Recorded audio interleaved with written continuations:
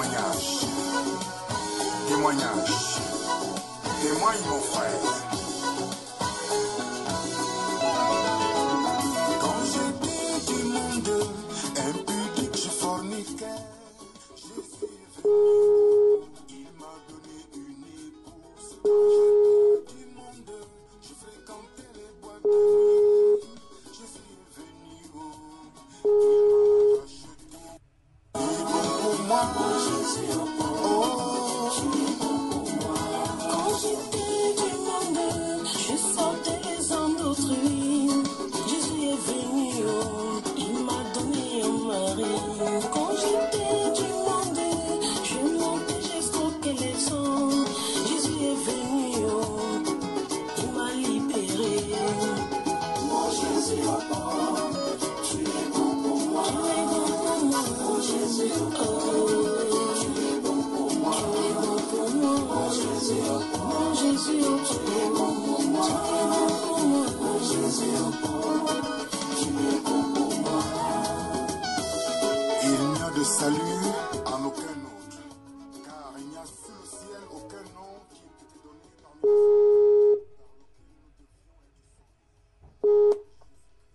Allô? Allô, bonjour.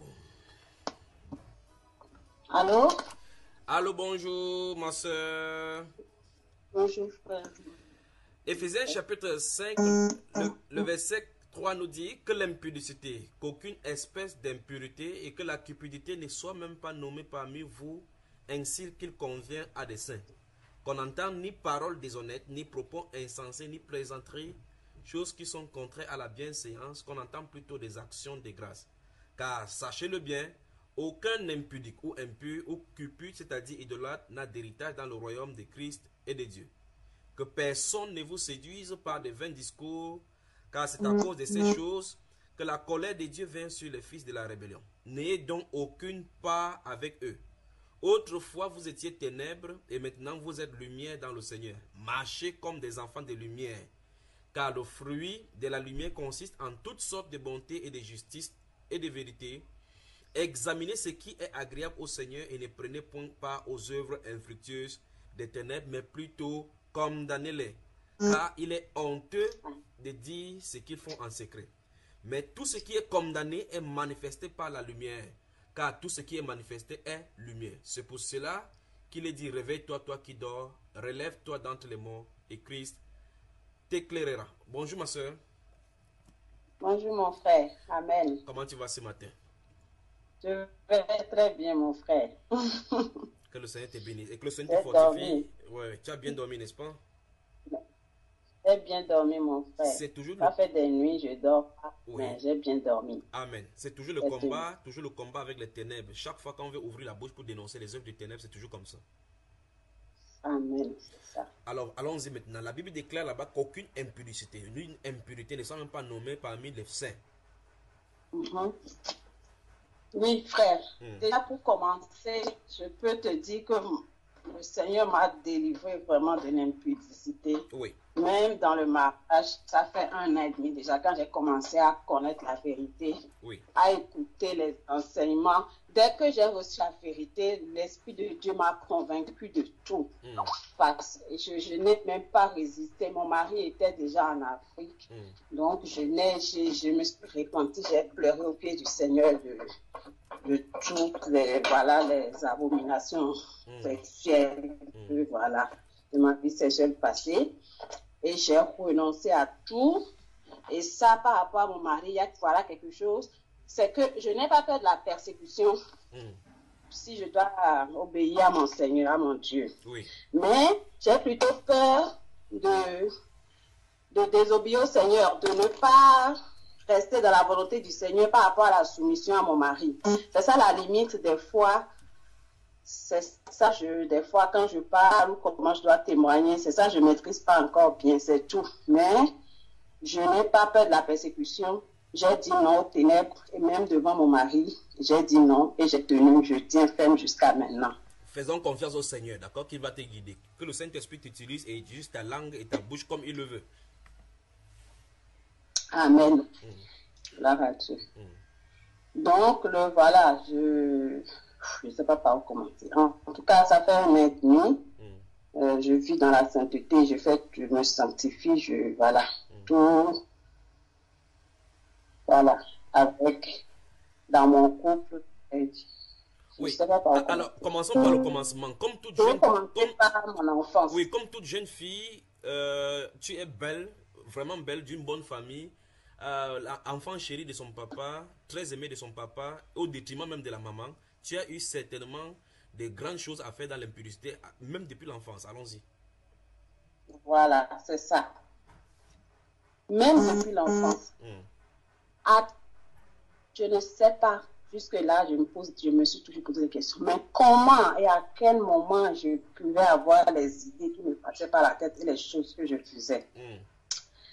À 3 ans, ma première expérience, je n'oublierai jamais, j'avais 3 ans.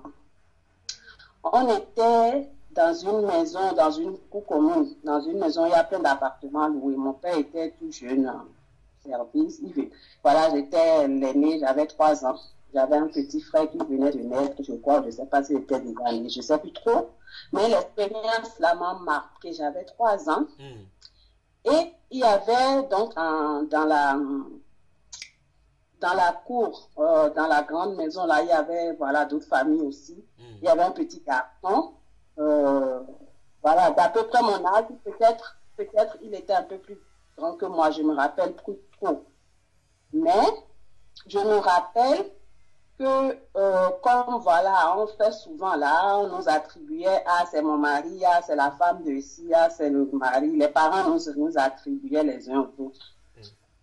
Même étant enfant comme ça. Oui, les mamans, souvent chez nous, les mamans disent, viens, c'est la fille de mon... Il va voir le petit garçon, les parents plaisantent entre eux. Il se parle, ma maman peut dire à l'autre, ah, c'est le mari de ma fille, hein. Et l'autre maman aussi, c'est la fille de mon mari.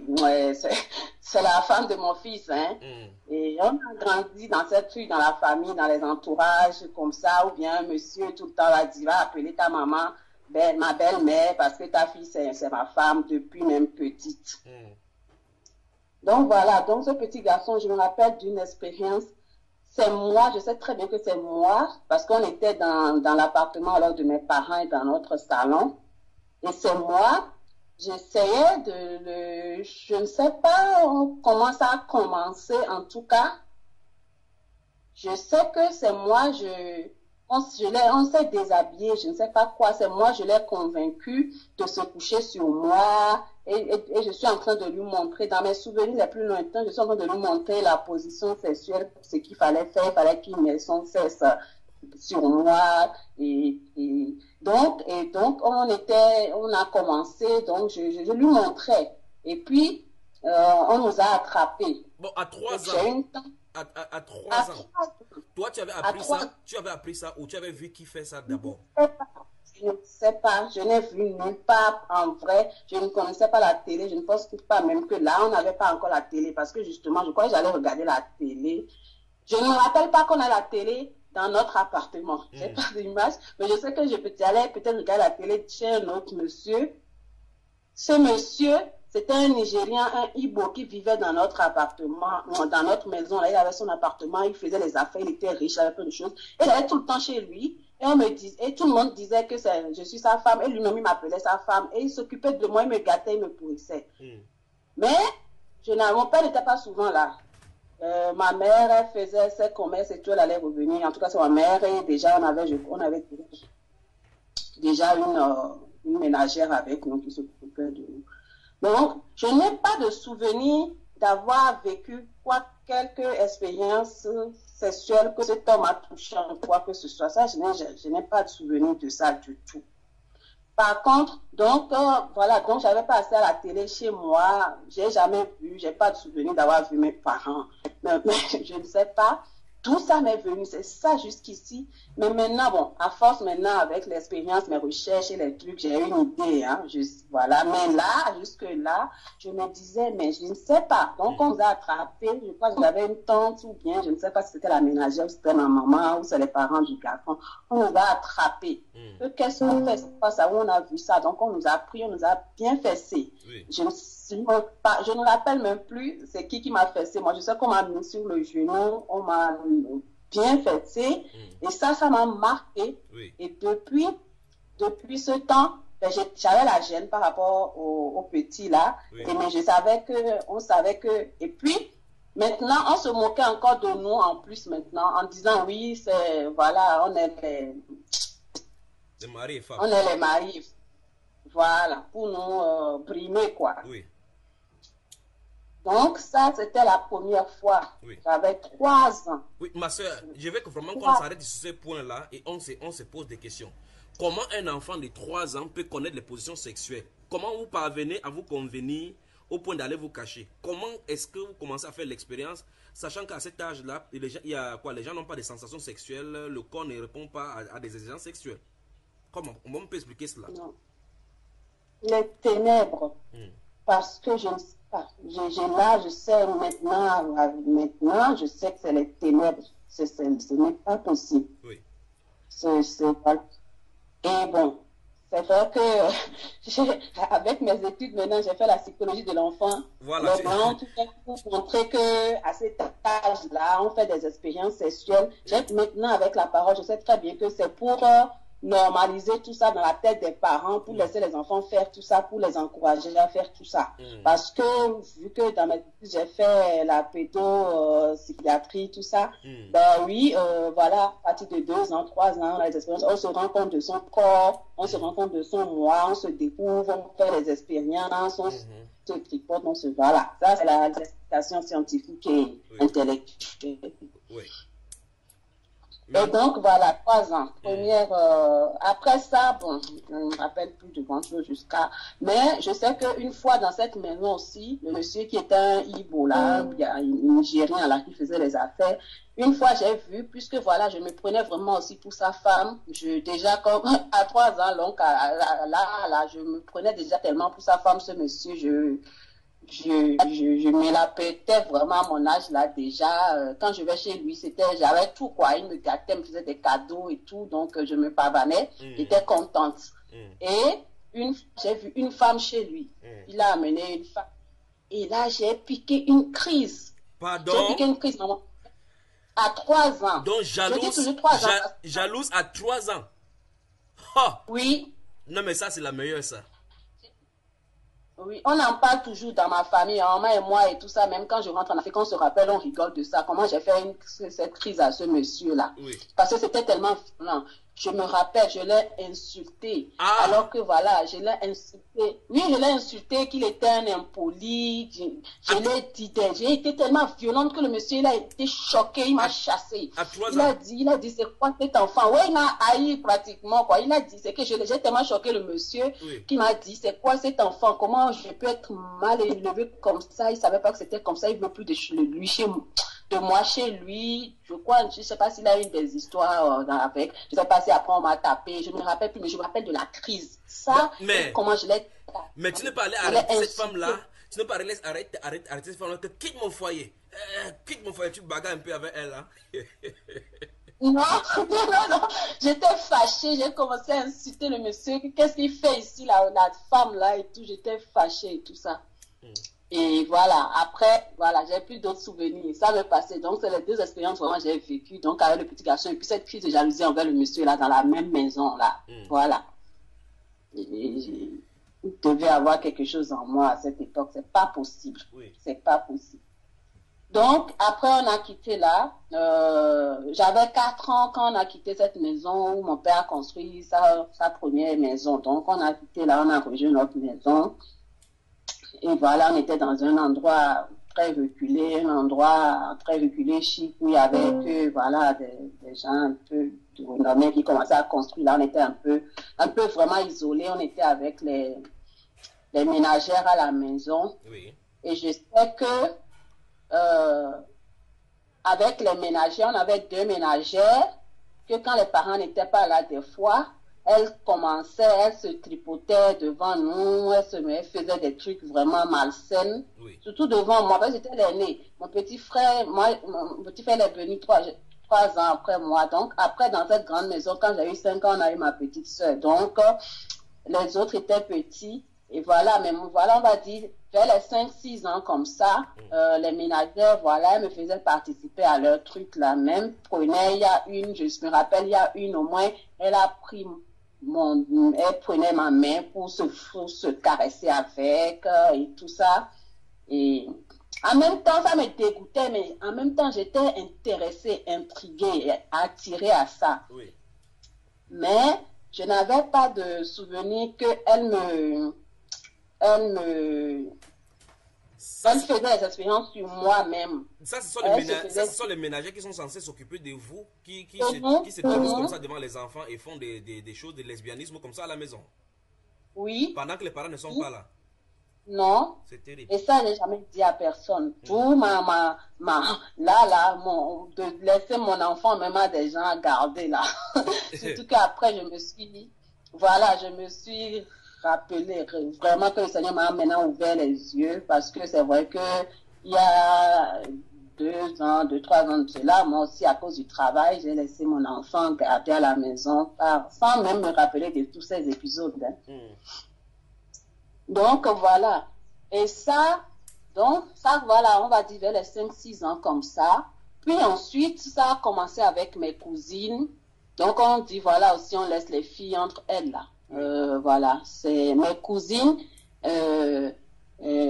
J'avais, oui, 2-3 cousines qui venaient à la maison après l'école. Leurs parents habitaient loin, peut-être ils restaient chez nous en attendant, parce que nous on était près de l'école le temps que les parents viennent. Oui. Alors, on faisait nos expériences. J'avais toujours plein de bonnes idées. J'allais les prendre. Elles étaient quand même aussi, j'ai deux cousines au moins, elles étaient aussi bien vicieuses que moi, on va dire. Oui. Voilà. Donc, voilà, on s'amenait dans les coins, on se cachait dans les cachettes et on se tripotait, on faisait, voilà, on faisait du lesbianisme, mais carrément, on se tripotait, on se couchait les uns sur les autres, on faisait tous les trucs, on se donnait du plaisir, mais on va dire 6 ans, 6-7 ans, parce que ce que je dis là, tout ce que je vais dire, oui, ça s'est arrêté vers mes 12 ans, donc 6-7 ans, je faisais des trucs, voilà. Mais ma soeur, oui, à cette heure-là, vous ressentez quoi au juste? C'est ça qui est curieux dans cette affaire. Vous ressentez quoi dans tous ces actes? Mais le besoin de faire ça, le besoin, dès qu'on est en train de jouer, entre tout, c'est que c'est une pulsion, c'est quelque chose que tu ne comprends pas d'où ça vient. C'est juste que là, j'ai jamais fumé, mais je me dis, je suis sûre, c'est pareil que les fumeurs ou ceux qui sont drogués, alors, si, parce que voilà. Ça vient de façon spontanée sans que vous n'ayez prémédité. Voilà. Et là, avec le langage corporel, vous commencez à vous toucher sans vous parler. Et tout le monde se met à l'œuvre. Tout le monde se met à l'œuvre. Voilà, exactement. On n'a pas besoin de se concerter, enfin, de discuter, de discuter plus que ça, quoi. On savait ce qu'on avait à faire. Et là également, on ne vous a pas arrêté? Non, justement, 1 ou 2 fois, alors on nous a arrêtés. J'ai une tante. Une tante, c'est que c'est la dernière la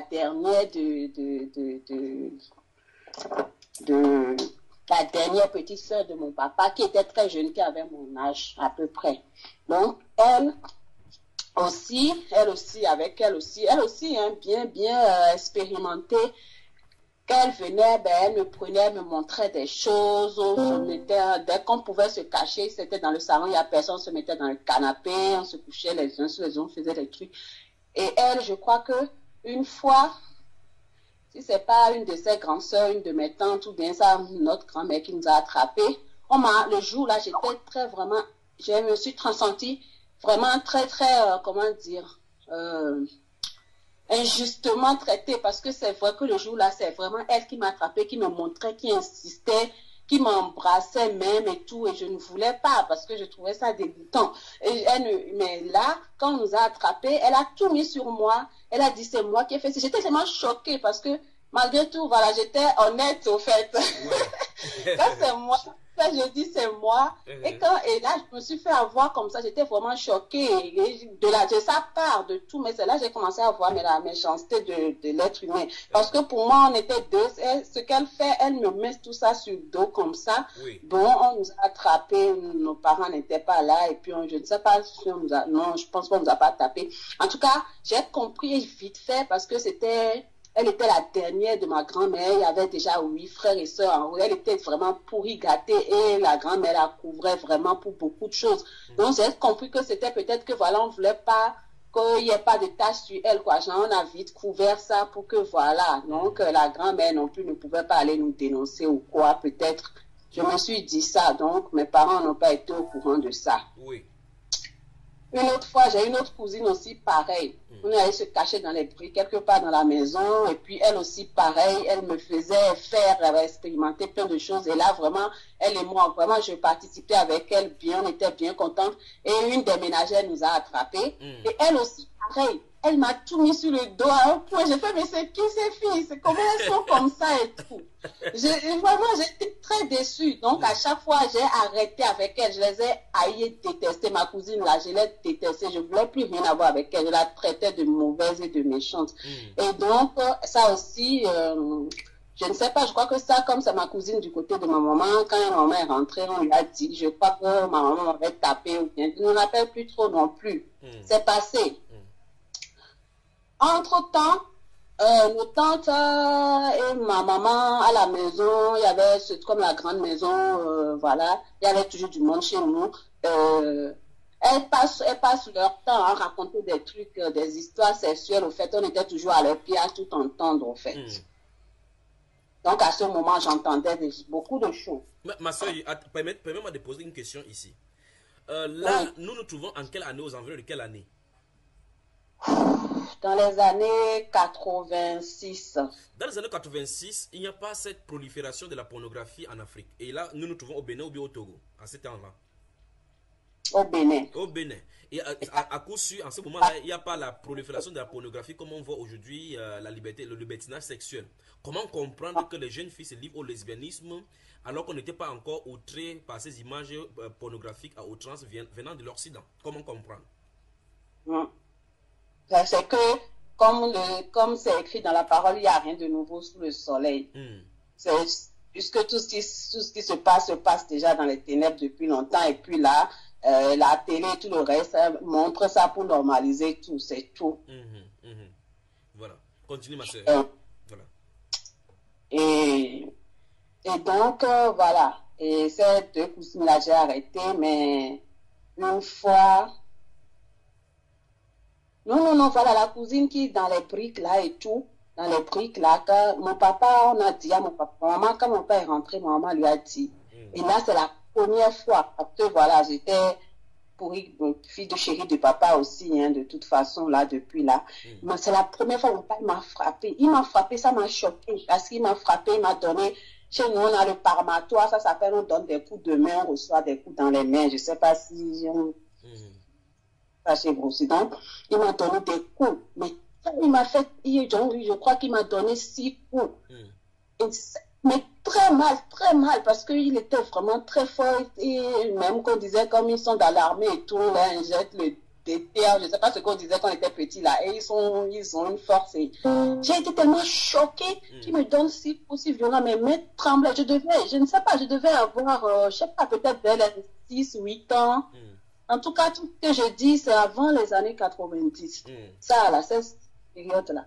J'ai été tellement choquée, mes mains tremblaient comme ça, comme si on m'avait cassé mes deux. J'ai dit, mais qu'est-ce que, pour ça, là, pourquoi mon père a eu une attitude aussi violente envers moi pour ça? Je ne comprenais pas, en fait, vu que je ne voyais pas forcément le mal que je faisais à ce point.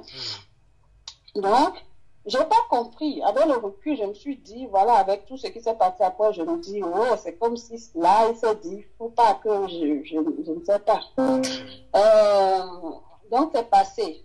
Ça, c'est passé. l'épisode est passé, mais j'ai continué avec, dès que je pouvais, la cuisine. C'était pas trop. J'ai un seul cousin qui a essayé avec moi, essayé ne serait-ce que me tripoter. Je l'ai rejeté très vite. Et les garçons, je les aimais pas, ils m'énervaient. À part le petit garçon là de 3 ans, là où ça s'est passé, là, quand j'avais 3 ans. Puis je grandissais là, les garçons, les cousins, non. C'était avec mes cousines. Je l'ai vraiment repoussé très vite, mon grand cousin là, et il m'a lâché tout de suite. Donc j'ai continué tant que je pouvais avec les cousines, on s'entendait, une ou deux. Et puis la dernière, c'était voilà, une cousine aussi. Son papa aussi, c'est un collègue à mon père aussi, et tout ça. Bon, ils font tous les grands trucs occultes entre eux là, ensemble. Et elle aussi, on est sorti, voilà, comme on était dans la même école, ses parents venaient la chercher un peu tard et elle restait avec nous en attendant. Le jour là, on est carrément allé dans la chambre de ma maman, dans le lit et tout. On s'est déshabillé complètement et vraiment, on littéralement ensemble, quoi. Je devais avoir vers les 8 ans. C'est sûr. Une fois de plus, sans parler, vous vous retrouvez dans la chambre. Ça dépasse l'entendement. C'est-à-dire que ce n'est pas comme les grandes personnes qui peuvent faire des dragues, aller au supermarché, aller faire des courses et puis rentrer. Là, vous rentrez de l'école et puis subitement vous vous trouvez dans le lit, torse nu, totalement nu, en tout débat juvénaux sexuel. Oui. Et oui, on s'attire. Pendant, par exemple, tout le monde est en train de là, on se fait des regards, tu viens. Et petit à petit, on commence à s'échapper, à se suivre et puis on se retire discrètement des autres, quoi. Et puis voilà, on rentre dans la chambre, on se déshabille, on rentre dans le lit, on commence à faire le truc. Et là, c'est ma maman qui est venue là, ouvert la porte. Quand elle a ouvert la porte, elle nous a vus. Je crois qu'elle a dû être choquée. Elle a dit, c'est quoi ça? Je crois qu'elle a dû être choquée. J'ai oublié son cri, mais je sais qu'elle a été choquée. Elle nous a tiré, elle nous a dit, levez-vous, déshabillez-vous, c'est quoi ça? Et toi, je vais te dire à toi, tu vas voir aujourd'hui. Mon Dieu, je me suis dit, j'ai dit, c'est foutu, je suis morte aujourd'hui. Elle m'a dit à mon papa. Et là encore, pareil, le même scénario que peut-être il y a 1 an ou il y a quelques mois avec l'autre cousine. Il m'a encore vraiment frappé, donné un coup de parmatoire là, mais encore très violent, qui ne veut pas voir ça dans sa maison, que c'est ça, moi je veux faire et tout. Et j'ai été encore tellement choquée vraiment par ça, que je crois que c'est après ça j'ai arrêté. Après ça j'ai arrêté, mais j'avais le vice là en moi là. Voilà, mais j'ai arrêté. Puis, je crois que c'est après, je suis passée à la masturbation. Oui. Tout ça avant 10 ans. Hein. Avant 10 ans. Oui. Je suis dépassé. Et au fait, oui. Comment je suis passée à la masturbation, je me rappelle très bien aussi parce que j'ai un oncle, un petit frère de ma maman qui habitait dans la maison. Il habitait dans la maison et il amenait plein de filles à la maison. Et mon papa n'était pas d'accord avec ça. Je me rappelle même que mon papa, c'était un étudiant. Hein. Je me rappelle même que mon papa avait déjà donné des coups de parmatoire aussi une fois pour ça. Même qu'on se moquait de... J'entendais les tantes et les mamans là se moquer de mon papa que c'est parce que voilà, il désirait les femmes, les belles filles que mon oncle amenait là. Parce à cette époque-là, tout ce que je dis là, c'est les époques où je voyais déjà la perversité sexuelle de mon père qui amenait plein de femmes, des maîtresses à la maison, qui me traînaient chez ses maîtresses et tout ça. Même si je ne voyais pas physiquement les actes, voilà, je le voyais, il m'amenait chez les maîtresses ou partout il était, et puis je restais au salon, ils étaient dans la chambre. En tout cas, voilà, j'étais au courant bien cette infidélité, et tout ce qu'il faisait avec les femmes dehors. Et même à la maison, il amenait, notre maman était là, il amenait les maîtresses à la maison. Donc, mon oncle a amené alors la fille, et puis je les épiais, ils sont rentrés dans la chambre, à chaque fois qu'ils restent dans la chambre jusqu'à un sort. Je les épiais, je devais toujours avoir vers les 7 ou 8 ans, je ne sais pas, je sais en moi ce qu'ils font. Et je les épiais, j'ai commencé à aller les regarder par le trou de la serrure dans la chambre. Et donc, quand je les regardais, donc ils étaient sur le lit, ils étaient voilà en plein ébat sur le lit. Et je voyais et je les regardais et je sentais l'excitation monter en moi. Ça m'excitait jusqu'à après, je suis partie. C'est arrivé à un niveau où il fallait vraiment que je me retrouve seule, en fait, voilà, et c'est là, c'est tellement monté, je les vois, c'est tellement monté que je suis allée alors me réfugier dans la chambre de ma maman, et puis voilà, j'ai commencé à me tortiller, à me serrer, à avoir les positions, tellement jusqu'à ce que là, je me rappelle, jusqu'à ce que j'atteigne la jouissance, quoi. Je devais avoir cette espèce de temps comme ça. À cet âge-là, est-ce que ton corps est développé comme le corps des femmes normalement? Non, même pas du tout. J'avais même pas encore les seins, ni rien. Je suis dépassée, ma soeur. Toi-même, tu n'es pas dépassée comme moi. Je suis trop dépassée. Si vous avez encore rien entendu, personne ne sait. Quand je me suis mariée avec mon mari, des fois j'essaie de commencer à parler, j'essaie des fois d'essayer de me libérer, mais lui aussi, bon, comme il a un autre niveau aussi de perversité sexuelle auquel il m'a initié, lui, il rigole tout de suite, il commence à rigoler. Oh, c'est parce que j'avais tout ça en moi, alors j'étais une bonne, alors depuis tout ce temps, donc ben, je laisse tomber au fait. Il n'a jamais réalisé la souffrance que c'était pour moi, en fait. Oui, continuons, ma soeur, continuons. Donc, à cet instant-là, a commencé maintenant l'étape maintenant de la masturbation personnelle. Donc, tu le fais. Personnellement, donc là, c'est bon, je me suis libérée, j'avais plus besoin de personne. Voilà. À partir de ce jour, j'ai compris que j'avais plus besoin de personne. Parce que j'ai atteint un niveau où j'atteignais même pas avec mes cousines là, puisque là, vraiment, comme on dit, vraiment, j'ai eu de la jouissance à la fin là, de l'acte et j'ai ressenti ça, c'est nouveau. J'ai tellement, enfin voilà, et donc voilà, dès que voilà, maintenant je suis tranquille, j'ai trouvé mon truc, dès que l'envie me prenait, j'allais me trouver, me cacher dans la chambre de maman, quelque part, en tout cas, dès que je me sentais seule, où je me suis couchée la nuit, n'importe quel moment, voilà, j'avais des astuces, je vais prendre des coussins, des pailles, des serrés vraiment très fortes entre mes cuisses, dans mes jambes, jusqu'à atteindre l'orgasme.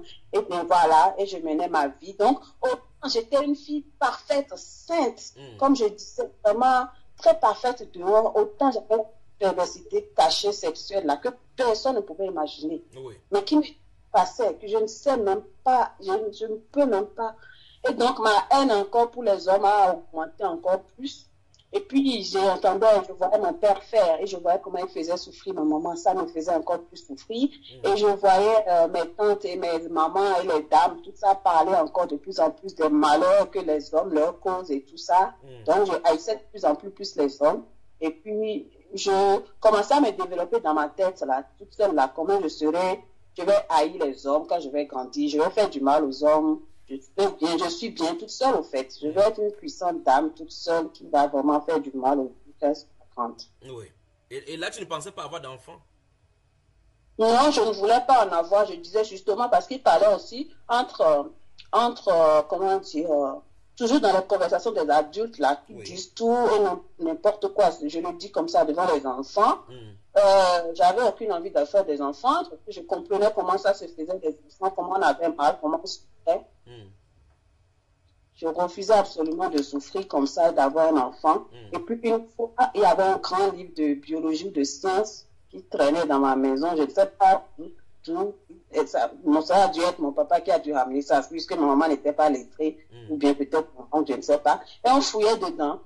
Et dedans, il y avait, voilà, ça traînait, et puis on pouvait fouiller, et puis il y avait, à un moment, il n'y a pas de maladie. Donc, c'est un livre de sciences, à un moment, on parle de la conception, de l'accouchement, et puis carrément, j'ai l'image là, carrément, ils ont montré une femme, il y a des photos d'une femme en train d'accoucher, à partir jusqu'à la fin où la tête de l'enfant sort comme ça, l'image, j'ai cette image-là. Et j'ai été tellement choquée, ça m'a toujours choqué ce livre que je dis jamais, je ne vais jamais avoir mon enfant. Et ma maman disait même, Je disais ça quand je commençais à dire ça. Maman disait, elle va me taper maintenant, elle va me taper la bouche maintenant. Est-ce qu'on dit ça? Que si elle avait dit ça, est-ce que je serais là aujourd'hui? Qu'une femme avoir des enfants. Oui. Elle disait, j'aurais jamais d'enfants parce que je vais avoir mal. Est-ce que moi, je serais comme ça? Mais moi, j'étais traumatisée, au fait, dans ma tête. Et donc, voilà, je ne voyais pas d'avoir d'enfants. Et en clair, tous les événements autour de toi venaient te pousser et te conforter dans ta débauche sexuelle personnalisée. C'est personnalisé et sans avoir besoin de personne, surtout pas d'homme. Voilà. Et donc, ça a commencé comme ça. Il y a une autre scène, mon frère, qui m'a choquée. Mais j'ai fait tout. J'ai fait tout. Enfin, je ne sais pas. Après, j'ai grandi. J'ai tout fait. Je ne sais même pas. Je me rappelle l'âge aussi, parce que je sais que c'est avant mes 10 ans aussi. Parce que après mes 10 ans, notre maison a changé. Les choses ont changé d'une manière que je me rappelle de tout après mes 10 ans. Mais là, ce que je dis, c'est toujours dans l'ancienne maison, là, dans le même cadre, voilà.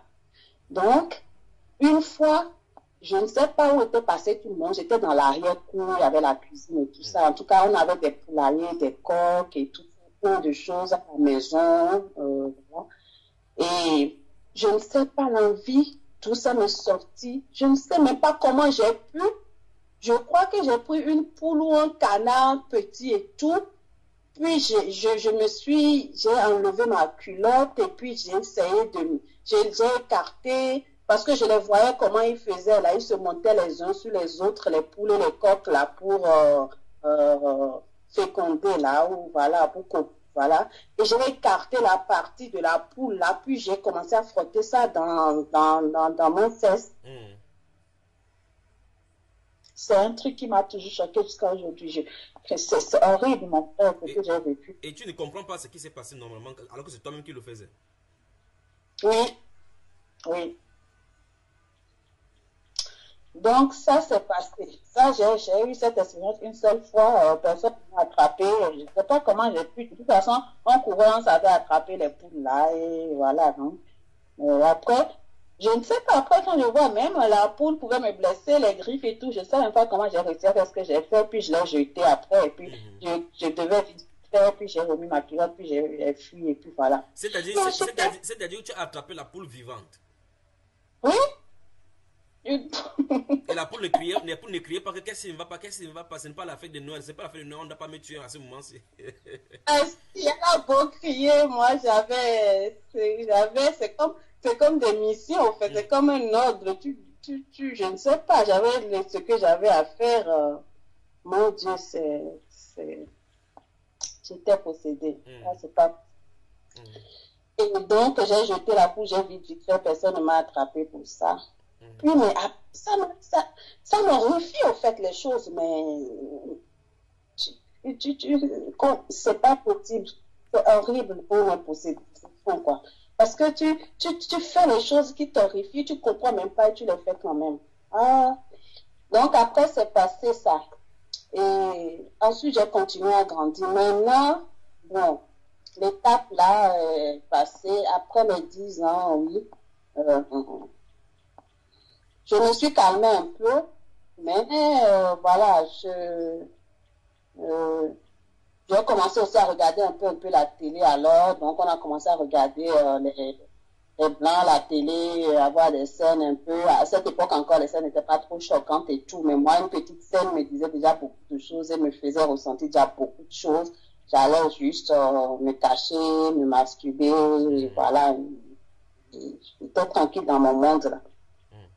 Et extérieurement, ben, petit à petit, voilà, je me renfermais sur moi-même, je n'aimais pas les gens, j'étais à part, je trouvais tout le monde minable et méprisable autour de moi. Et donc, à l'école, ça allait, je travaillais bien, mais les garçons me détestaient parce que je me la pétais trop, et puis ils me faisaient des histoires tout le temps, donc j'avais pas beaucoup d'amis. J'avais pas beaucoup de... Je me trouvais déjà trop parfaite et déjà je ne voulais même pas jouer tellement avec les autres enfants à l'école parce que, voilà, je les trouvais trop noirs, ils allaient me salir, enfin, j'avais un orgueil pas possible. Ma soeur, à l'issue, chaque fois quand tu faisais cette masturbation, quand tu pratiquais cela, comment tu te sentais après quand tu étais rhabillé ou bien quand tu sortais? Comment tu te sentais? Je me sentais bien, c'est comme si tu vas te soulager de quelque chose. Après, bon, je passais à autre chose. J'avais pas de sentiment de culpabilité ou de quelque chose, ou même de... Non, je faisais mon truc, je faisais rien de sale. J'avais trouvé mes techniques où j'avais même pas... J'étais tout habillée, je rentre dans la chambre, j'avais même pas besoin de me déshabiller ou quoi que ce soit. Je me serrais des choses entre mes cuisses, ce que je trouve un pain, que j'enroule bien, un peu dans le lit, je me tortille jusqu'à ce que ça arrive, et puis après, je me suis soulagée. Voilà. Et là, ça a continué toujours, ça ne s'est pas arrêté là, dans tes débauches sexuelles. Non, ça n'a plus arrêté. Et donc, à l'école, alors, c'est vrai, petit à petit, tout ça, c'était au cours primaire, hein, jusqu'à mes 12 ans. Je sais que j'ai eu mon CEP aux 12 ans, je suis partie au collège. Donc, voilà. Au cours primaire, je n'ai jamais eu, il y a toujours eu des petits garçons, je suis tombée amoureuse une ou deux fois, et on se faisait nos petits jeux. Mais sans plus, on pouvait se tenir la main, se faire des petits bisous sur la joue, faire se cacher, mais sans plus. Les 2-3 garçons que j'ai aimés là, ils n'ont jamais rien touché, rien. Moi, j'avais mon truc tout seul et je ne me voyais. Et par contre, plus ça allait, donc vers mes 12 ans là, alors, je crois, oui, c'est déjà, dès que je suis allée au collège, ça a commencé petit à petit comme ça. Plus ça allait, plus maintenant, je me trouvais tellement parfaite que j'ai décidé l'envie de ne plus... au collège, alors l'envie de ne plus me marier passait petit à petit. Mais je me disais, personne ne va jamais me toucher, aucun homme ne va jamais me toucher jusqu'à ce que je me marie. Je me trouvais trop parfaite. 2, j'avais peur, littéralement, mais peur parce que quand j'entends et les menaces des parents, des mamans là et tout ça, et tout ce que j'entends, j'avais peur de tomber enceinte. Cette peur-là de tomber enceinte. Et donc, quand j'ai eu mes 12 ans, j'ai eu mon CEP, oui, justement, pendant les vacances, là, j'ai eu mes premiers menstrues. Et ma mère, voilà, m'a bien enseigné après ça, comment il faut et tout ça. Et c'est ça que je vois là, je suis devenue adulte, que si jamais un garçon s'approche de moi, je vais tomber enceinte, il faut éviter ici. Et donc, j'ai été pris, je ne savais pas ça là avant d'avoir mes menstrues là et tout. J'ai été pris, et que mon maman m'explique tout ça, je ne savais pas. J'ai été prise d'une panique et d'une peur. Je crois que des garçons, là, que voilà, il fallait absolument pas que je tombe enceinte. Et plus je grandissais, plus en plus j'entendais, voilà, et les filles tombaient enceintes et avortaient et tout ça, mais sans savoir c'était quoi les conséquences de l'avortement, ou bien c'était quoi. Je ne voulais absolument pas tomber enceinte et avorter. Alors je disais, et quand je serai mariée, que je vais avoir, qu'un homme me verra ma cuisse là seulement quand je serai mariée. J'avais cette conviction-là quelque part en moi. Donc, j'étais une double personnalité ou une triple, 4 personnes en moi, tout seul en fait. Vraiment, j'avais des phases. Oui, non, c'est pas des phases, c'est que ça ne passait pas. J'avais des choses bien en moi, mais bien définies, chaque chose à sa place. Des murailles, chaque muraille était bien construite. Voilà. Dans ma vie de perversité, de tout ce que je pouvais faire toute seule là, et mes idées perverses que j'avais dans la tête et tout ce que je faisais, personne ne pouvait pas s'imaginer. Je tendais et j'aspirais aussi à une vie parfaite, sainte. Que je me rendais compte que tout ce qui était autour de moi était mal au fait. Et qu'il y avait bien quelque chose de bien. Et je voulais ce bien-là, mais c'est comme si je ne savais pas comment l'atteindre. Je voulais ce bien-là. Et ça, aujourd'hui, je sais que c'est l'Esprit de Dieu qui me mettait à part comme ça. Je voulais ce bien-là. J'ai grandi dans une famille, voilà comment... voilà. Et pourtant, j'avais cet idéal-là que je n'ai jamais vu nulle part, auquel j'aspirais. Et donc, ça m'a permis, voilà, on va dire, d'éviter la débauche sexuelle extérieure avec des garçons et tout ça. À mes 14 ans, j'étais au collège. Mes 14 ans, j'ai eu mon premier copain. Vraiment, je suis vraiment tombée amoureuse. Vraiment, mon premier copain. On a commencé à sortir de petites amies ensemble. Il avait 16 ans. Et j'étais sérieuse avec lui. Enfin, on se cachait bien. Il était dans mon collège. Mes parents, on se cachait. J'allais le voir. Voilà, on faisait les embrassades, tous les trucs. Mais c'était tellement dur et méchante. Lui-même, déjà, il avait peur de moi. Tout le monde avait peur de moi. C'est moi qui menais le jeu. Oui. Il ne me touchait pas où il fallait me toucher. J'étais à l'école, à mon collège, j'avais mes robes. En dessous de mes robes, je mettais des cyclistes. J'étais presque la seule. C'est-à-dire que personne ne devait me toucher ou voir mes cuisses. Oui. Donc, même quand j'allais chez mon petit copain, là, je mettais mon cycliste et il pouvait que me faire des bisous et des petites caresses, ça s'arrête là. Et ça a été comme ça pendant des années. 2-3 ans facilement comme ça. J'étais fidèle, hein. On avait des projets, on allait se marier, on allait faire nos études, on allait venir en Europe. Petit à petit, donc ça a duré 4 ans, ça. Oui, 4 ans sans avoir couché ensemble. Non, non, non. Oui, mais sans il y avait toujours ta réserve de la peur de tomber enceinte là. Oui, et surtout que je ne devais pas avoir de relations sexuelles avant le mariage. Voilà. Ça, j'avais cette conviction-là. C'était différent de la peur de tomber enceinte. Je sais que, voilà. Et au bout de la 3e année, quand même, il a commencé un peu à me pousser un peu, vouloir aller un peu loin. Je le laissais un peu plus, mais toujours sans grand chose, quoi. Voilà, dans les caresses, on va dire, mais toujours avec mon cycliste sous ma robe, quoi. Il était hors de question qu'on aille en dessous de mon cycliste ou de ma culotte. Oui, ta cycliste était là pour te protéger, quoi. Oui, voilà. Donc, et voilà, il pouvait, à des moments, je sais que voilà, il se mettait, on était dans sa chambre, il se mettait sur moi. En fait, il se masturbait contre moi jusqu'à jouir. Mais moi, j'étais comme de glace. C'est qu'il n'avait pas assez à mon corps, quoi. Je lui laissais avec mes habits sur moi ce qu'il pouvait faire pour se faire du bien. Ça s'arrêtait là. Et ta maman était au courant de cela? Non, sa maman a commencé à être au courant au bout de, je crois, 2 ans comme ça. Et je crois les gens dans le quartier commençaient à me voir de temps en temps comment je me faufilais parce qu'ils n'habitaient pas très loin. Et puis il y a une voisine aussi après. On avait une ménagère qui j'avais mis dans le jeu un peu, qui me couvrait. Mais une fois, elle m'a carrément dénoncé, je ne sais pas pourquoi. Et donc ma maman était très fâchée. Ma maman m'a dit qu'il faut que j'arrête ça, que j'ai à peine 14 ans, je ne sais pas quoi. Oui, non, c'était la première année, ça. C'était la première année quand maman a compris ça. Je ne sais pas comment elle a compris. Elle a dit qu'est-ce qu'elle apprend là avec ce garçon-là. Elle ne veut pas entendre ça. J'ai que 14 ans, il a 16 ans. Elle ne veut pas entendre ça et tout ça. Avec mon père ici, je n'ai qu'à m'occuper de mes études et tout ça. Elle m'a bien sermonné. Et puis, je lui ai juré tout qu'il n'y avait rien, que c'est faux, que les gens racontent des histoires et tout. Et puis, c'est passé. Et puis, j'ai été beaucoup plus prudente jusqu'à ce qu'on me soupçonne plus de rien. Mais ça a continué jusqu'à la dernière année. Voilà, j'avais 17 ans.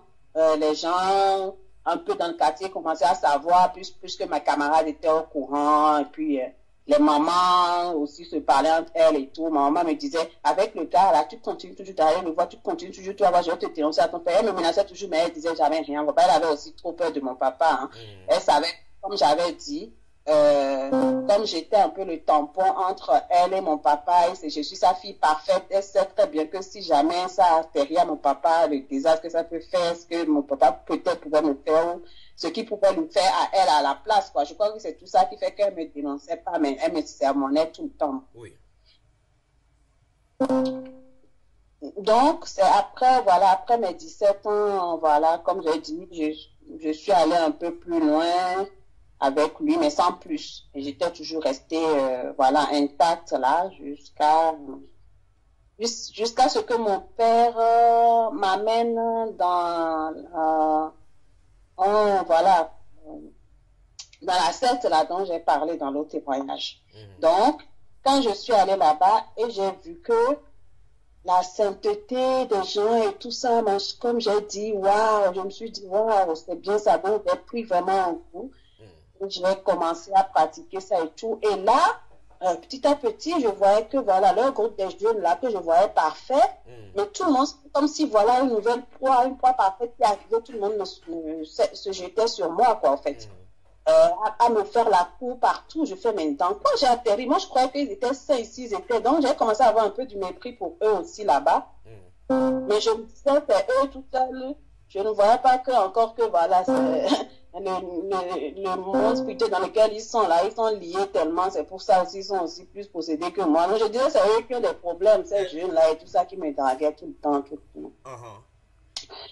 Et puis, voilà, il y a même ça dépassé même les jeunes d'autres papas ou bien qui carrément te font, voilà, comme j'étais déjà draguée par les grands, les messieurs, j'étais vraiment, à 17 ans, j'étais une madame vraiment, hein, et comme dans le monde, voilà, dans la vie de tous les jours, comment je me faisais draguer et proposer des belles choses et tout, et je refusais les hommes, surtout les hommes mariés, les messieurs, les grands. En tout cas, eux, c'était le pire encore. J'ai fait le contraire de tout ce que les filles à mon âge faisaient. Moi, c'était le pire. Je ne voulais même pas en entendre parler. Voilà. Et donc, je voyais bien, je savais comment ils se comportaient. Quand ils commençaient à voir une jeune fille vraiment toute fraîche là et tout, je ressentais déjà dans leur regard certains messieurs là, dans la secte là. Mais bon, comme je prenais tout le monde de haut, très vite, je remets tout le monde à sa place au fait. Jusqu'à tomber maintenant sur l'homme. C'est pour ça que j'ai dit, c'est comme si, quand mon père faisait les autres choses occultes, il fallait, là, avec tout ce que je sais, voilà, et où j'en suis aujourd'hui, je me disais, il m'aimait tellement, mon père, en même temps, c'est comme s'il m'a promis à quelque chose, il devait m'initier à quelque chose et son amour l'empêchait de faire ça. Et cette a permis de me séduire au fait. Parce que comme j'ai vu après le niveau de la sainteté là, j'ai baissé un peu les bras. Et j'ai rencontré alors un garçon là. Et là, alors il m'a fait perdre littéralement la tête. Mais l'autre, ton jeune amant là, il était où entre-temps? Celui dont vous êtes connu au lycée? Vous étiez, mon petit copain. Oui. Bon, il était, puisque je le voyais toujours, mais nous on allait à la secte, on revenait normal, la vie continue normale, j'allais le voir et tout ça. Mais quand vraiment ce garçon m'a fait perdre la tête dans la secte là, j'ai arrêté tout, mais net. Je ne suis pas...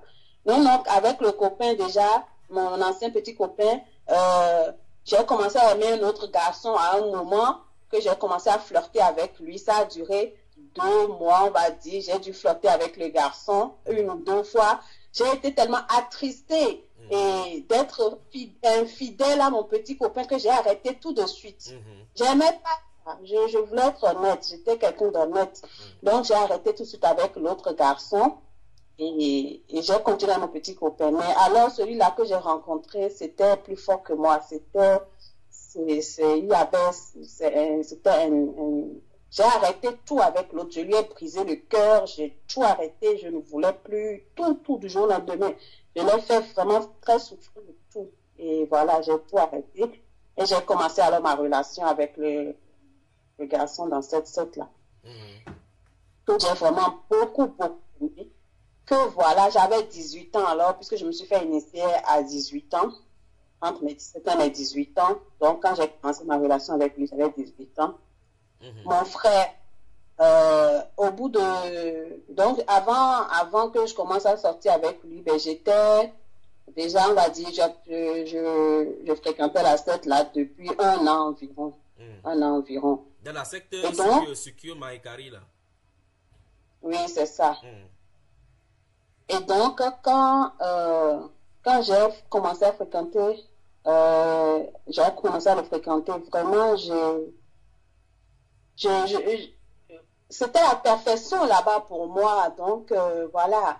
Et j'ai baissé les bras, comme j'ai dit. S'ils sont là et ils se draguent, et ils ont des relations et puis ils font tout comme les gens du monde que je pensais, voilà, les autres personnes, c'est que c'est bon alors. Donc, quand j'ai commencé à aller chez le garçon là, j'avais toujours mon cycliste là sous ma robe, il se moquait de moi. disaient, mais c'est quoi ça? Eux, ils étaient dans un niveau déjà très, très élevé. C'était vraiment des gens. Parce que moi, j'étais un peu partagée avec mon père qui était dans le grand monde et mon maman qui était quelqu'un de simple. Ma famille, la famille de ma mère et de mon père étaient des pauvres, en fait, qui ont vécu très simplement. Ma mère restait quelqu'un de très simple, voilà.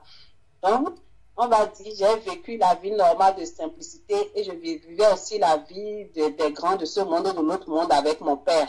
Mais eux, comme ils ont vécu que dans ça, leurs parents les avaient bien déjà occidentalisés, ils voyageaient beaucoup, ils sont dans tout le monde. Donc, ils se moquaient de moi, c'est comme si j'étais une villageoise et tout. Et puis, petit à petit, je ne sais pas, au bout de 3 semaines, au bout d'1 mois, il a fait tomber toutes mes barrières.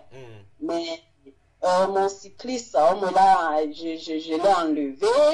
Il m'a montré, il m'a initié aux caresses à toutes les... Parce que, attention, là où je me suis fait avoir dans cette secte, les jeunes, justement, leur apprennent qu'il ne faut pas se marier, il ne faut pas avoir des relations sexuelles avant le mariage. Mais eux, ils le faisaient. Voilà, donc je me suis dit, ah, c'est bon, donc voilà. Mais je me suis dit, bon, alors j'aurai un ami, ça va être comme l'autre aussi, on va se conserver, on va s'aimer jusqu'au mariage. Mais non, lui, très vite... il m'a initié au fait, ce qui était en moi, qui était horrible, que je refoulais là, eh ben, j'ai trouvé ce qui allait nourrir ça, en fait. Et donc, voilà, il m'a initié à toutes les autres techniques possibles sans l'acte direct, au fait. Donc, voilà, et j'étais choquée, moi-même, les caresses, les frottements, et voilà... la fellation, voilà, tout, sauf la sodomie, au moins ça, je m'en suis le Seigneur m'a préservé de ça. Oui. Et donc, voilà, on se faisait des caresses, on faisait tout sauf l'acte, on se donnait du plaisir, et j'étais la première fois déjà, il m'a complètement déshabillé, il m'a fait plein de caresses. Après, il m'a amené prendre la douche avec lui et tout. C'est la première fois que je voyais déjà un corps d'homme nu et tout ça. J'étais choquée, mais j'avais 18 ans. Mais j'étais tellement choquée, je tremblais, mais je ne pouvais pas dire non, je ne pouvais pas résister. C'est plus fort, l'emprise. Et je suis rentrée chez moi le jour-là. Je vous assure, je tremblais tellement. J'étais sûre que rien que sur moi, de la tête aux pieds, ma maman allait tout découvrir. Que je suis allée coucher dehors avec un gars. Mais voilà, alors que voilà. J'ai été très sous le choc. Je lui ai toujours dit ça. J'ai été sous le choc, mais il me disait non, oh, c'est moi, ça, je suis trop coincée au fait. Donc il m'a décoincée. Il m'a décoincé, c'est comme j'ai dit, c'est la séduction, c'est-à-dire que c'était par où pour me faire tomber mes barrières, pour avoir accès à moi sexuellement. Je suis convaincue que c'est que le but de ça, parce que, voilà, mon père n'a pas pu directement avoir accès. Je n'ai jamais, là je me dis, il s'est marié avec moi occultement dans les ténèbres, c'est sûr, je me disais ça à un moment. Mais je sais que...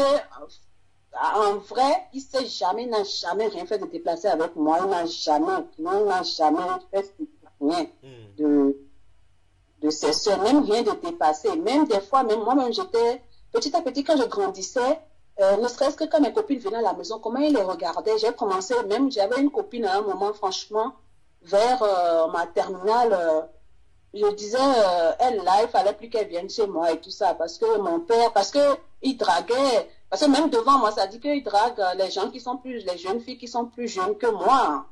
Et voilà, et tout le monde sait, c'est que c'était une maladie, tout le monde le connaissait, c'était une maladie, il avait une faiblesse, quand j'étais dans mes 13 ans, je me rappelle, je devais être peut-être dans les 12-13 ans, une fois, il était en voiture avec moi dans une autre ville où il est affecté. On a vu une jeune fille dehors qui marchait, il l'a poursuivi avec la voiture et puis il a dragué. J'étais assise à la place côté non-chauffeur, et puis il parlait à la fille qui était de mon côté à travers moi, quoi. Vous imaginez ce que j'ai vécu, mais c'est pas pour... Voilà. Et je voyais... Voilà, il avait un côté vraiment... Un truc, il ne pouvait pas se retenir, je le ressentais petit à petit avec... Le recul m'a grandi et tout. Puis après sa mort, tout ce que j'ai découvert, j'ai vu que c'est parce que il étaient liés, qu'il avait besoin des filles. Petit à petit, il avait besoin des femmes pour leur hériter, tout ça. Oui. J'ai découvert tout ça, j'ai compris tout ça après. Donc, tu as continué comme ça dans la vie de débauche, étant dans la secte jusqu'en classe de terminale. Oui, jusqu'en classe de terminale, jusqu'à avoir mon bac avec mon garçon là, jusqu'à aller en Europe. Oui. Mais par contre, j'avais décrété dans ma tête, que puisque là, il m'a touché, lui, il était foutu. Il ne pouvait plus me laisser. Oui. Ce sera lui, mon mari, il n'avait rien à faire. Oui. J'avais décrété ça, mais j'avais cette conviction dans la tête que je ne lui disais pas littéralement. Après, sur le coup, je lui ai dit. Parce que lui-même, après, m'avouait qu'il ne savait même pas ce qu'il trouvait. Parce qu'on n'avait rien à voir, lui et moi. C'est le jour, la nuit. Donc, je lui disais, mais comment j'étais déjà perché à la main, au bras de mon père, là. Vraiment comme une grande dame. Je me la pétais tellement. Je disais, celle-là, là, il va la descendre. Il va me descendre du piédestal, au fait. Et que lui, il a utilisé un terme aussi, que vraiment, aujourd'hui, il me dit toujours qu'il a fait le sous-marin. Les poissons, donc il a fait le sous-marin. Et les poissons, comme mon père, de toute façon, ils sont nés à un jour d'intervalle. Oui. Dans leur scope, là, voilà. Donc, il a fait le sous-marin avec moi pour m'avoir. Il m'a avoué ça après. Mais de toute façon... Qu'est-ce qu'il veut dire par sous-marin? Oui, non, mais lui-même, il ne sait pas non plus, hein, parce qu'eux aussi, ils ont été avec leurs parents sacrifiés, initiés à ces sectes, ils étaient possédés depuis aussi. Eux aussi, ils ne savent pas, hein, parce qu'après, lui-même, il ne sait pas. Dans la secte, comme je dis, avec ce qu'on faisait, on faisait rien d'occulte, c'était pas nous, par exemple, voilà, les enfants, on n'allait pas faire des choses occultes directement. C'est nos familles, et eux, ils savent là-haut ce qu'ils font, en fait, comme dans toutes les sectes. Donc, tout ça, voilà, lui aussi, il a hérité de tous les trucs de ses parents, de sa famille. Et il fallait que ce qu'ils ont planté en nous se rencontrent, au fait, pour exposer. Voilà. Donc, on rigole, lui, il rigole que, voilà, il explique comment cette tactique de séduction, comment il fait, voilà, et comment il m'a séduit, voilà, il rigole, il fait son sourire, il fait son sourire charmant, que c'est comme ça le sous-marin fait. Parce que lui, pendant que moi je faisais ma perversité sexuelle, tout ça, lui aussi de son côté, depuis toujours, il se maintenait intact, pur quand même, pour sa femme et tout ça. Mais lui, son obsession, il m'a toujours avoué, après son obsession, c'était comment découvrir toutes les méthodes possibles pour arriver pour la perfection sexuelle. Et lui, il cherchait ça de son côté, il faisait des recherches, il lisait des livres sur les positions sexuelles, tout ce qu'il faut pratiquer au lit, tous ces trucs. Là, il a quel âge lui aussi? Lui, il avait 19 ans. Donc, on est laissé concentrer sur les études, il cherche des positions sexuelles qui vont vraiment être parfaites pour une femme. C'est quand même terrible, pas vrai, la génération que nous avons. C'était l'ordre qu'on lui a donné à lui, ça, au fait. Voilà. Maintenant, je vais glisser par rapport à cela dans les approches dont vous êtes... Enfin, tu dois connaître tout cela, les approches psychanalytiques néo-freudiennes et freudiennes. Quand tu dois connaître bien ces choses de Sigmund Freud et peut-être même de Jones. Qu'est-ce que tu peux dire par rapport à ton cas, dans ta façon de faire, de fonctionner? Dans quel cas tu te trouves dans cette psychanalyse-là? Je ne comprends pas trop de quoi tu parles. Il parle dans les approches psychanalytiques dont on parle chez Freud par rapport à l'enfant, par rapport à la découverte sexuelle de l'enfant, dès le départ, les prédispositions, la découverte tout autour avec la famille et le parent, en proche parent et puis la sociabilité. Qu'est-ce qui a fait dans ton cas pour que tu sois orienté comme ça, d'après ces deux approches-là? Moi, je me suis dit, c'est la perversité sexuelle de mon père, toutes ces pratiques occultes qui ont infiltré des choses en moi occultement. Absolument. Moi, il n'y a pas de... Oui. Aucun enfant normal que Dieu crée sans qu'on injecte des choses comme ça en lui d'une manière ou d'une autre ne peut grandir comme ça. Nos parents, je ne pense pas qu'ils ont grandi comme ça. Ma mère, même malgré tout ce qu'elle dit et tout ça, ma mère a toujours quand même à mon niveau été toujours une sainte quand même. Elle n'a connu que mon père, juste Et puis, c'était le seul homme de la vie. Et mes parents, comme ils parlaient quand on était petits, les mamans et tout ça, quand ils parlaient de tout. Vraiment de tout. Nous, ils ne se rendent pas compte. Mais ils ne savent pas l'effet que ça peut faire sur les enfants. Mais aussi, s'ils ont eu des pratiques, des trucs bizarres aussi, ils auraient dit. Parce que les choses normales qu'ils faisaient là, ils parlaient de ça avec leur mari, avec les trucs là et tout. Et ma maman, par exemple, à un moment, elle racontait parce que mon père, voilà, il a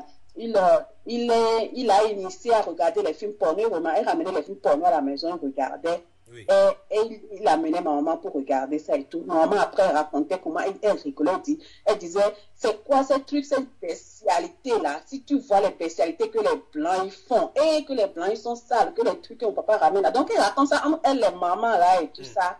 Comment, même apparemment, dans les films porno là, il y avait même le cheval qui couche avec la femme ou je ne sais pas quoi. Elle racontait, non, elle raconte tout. Elles sont là, elles parlent, elles font les discussions, elles ne se rendent pas compte. Moi, je joue à côté. Mais moi, j'étais, au fait, elles ne se rendent pas compte qu'on écoute. Mais c'est moi mon oreille était là. Tout ce qu'elles racontaient entre elles, c'était pas comme si elles nous mettaient là pour nous raconter, non. Oui. Et malgré le jeu, votre intérieur, les oreilles sont là pour capter et ça enregistre à l'intérieur. Et ça pousse à la curiosité. Exactement. Je ne ratais rien. J'étais justement, quand elles se regroupaient, elles sont en train de parler. Là, j'étais toujours justement en train de tourner autour, incrustée. Je savais bien qu'il y avait des choses à entendre là. Elles doivent encore avoir leurs histoires là et tout ça là, que j'avais envie de vouloir écouter en fait. Que par exemple, ma petite soeur, je sais qu'elle traînait jamais dans les pattes des mamans. Elle était tout le temps casse, comme on dit là. Elle est dehors, elle traîne, elle joue seule, elle ne s'intéressait même pas, elle n'était jamais dans les jupons de ma maman. C'est moi qui étais la grande qui était, voilà. Donc, je n'ai pas entendu, je n'entendais pas tous les trucs de perversité là, dans les trucs de maman quand elle parle. Et j'ai cette conviction en moi que c'est pas naturel comme on nous a enseigné intellectuellement. Oui, parce que intellectuellement, justement, avec tous les approches, toutes les études qu'on a faites, que ce soit théorique ou bien empirique, quel qu'en soit ce qu'ils ont fait et développé dans les livres, personne ne veut voir l'aspect spirituel. On voit seulement des choses de cause à effet par rapport à notre environnement, l'entourage de l'enfant, les pères et puis ceux de la société, l'influence des médias, mais ils ne voient pas les esprits derrière. Non. Ils ne voient pas tout ça. Oui. Qui ont remonté les origines de d'où tout ça vient, là où on en est aujourd'hui, là, dans la société. Comment ils ont commencé à introduire petit à petit les lois et les programmes sexuels dans l'éducation des enfants, la théorie déjà depuis 1968. Voilà, c'est ça. Comment c'est venu, comment c'est des pervers sexuels qui ont commencé dans les années, je ne sais pas combien, à faire tous leurs pratiques, trucs là, et à commencer à dire que oui, que tout le monde fait ça, alors que personne ne pouvait s'imaginer, parce que quand tu entends ça, tu es choqué. Quand tu entends et que tu vois, tu es choqué en premier, ça veut dire que ça ne peut pas être naturel. C'est aussi simple que ça. Parce qu'on n'est pas choqué quand on mange, on n'est pas choqué quand on fait pipi, enfin, je ne sais pas. Donc, petit à petit, ils ont introduit ça dans le subconscient des gens pour amener ça à l'école. On a enlevé la morale, il faut étudier maintenant la sexualité à l'école et tout ça. C'est juste pour injecter petit à petit le venin. C'est rien de normal et qu'on se développe normalement comme ça, non. Voilà. C'est terrible, ma soeur, c'est terrible. Bon, là maintenant, nous trouvons à l'âge de 19 ans et jusqu'à là, tu n'as pas encore connu d'homme. Non. Mais dans tes pensées, tu es déjà déviégé, dans tout ton corps.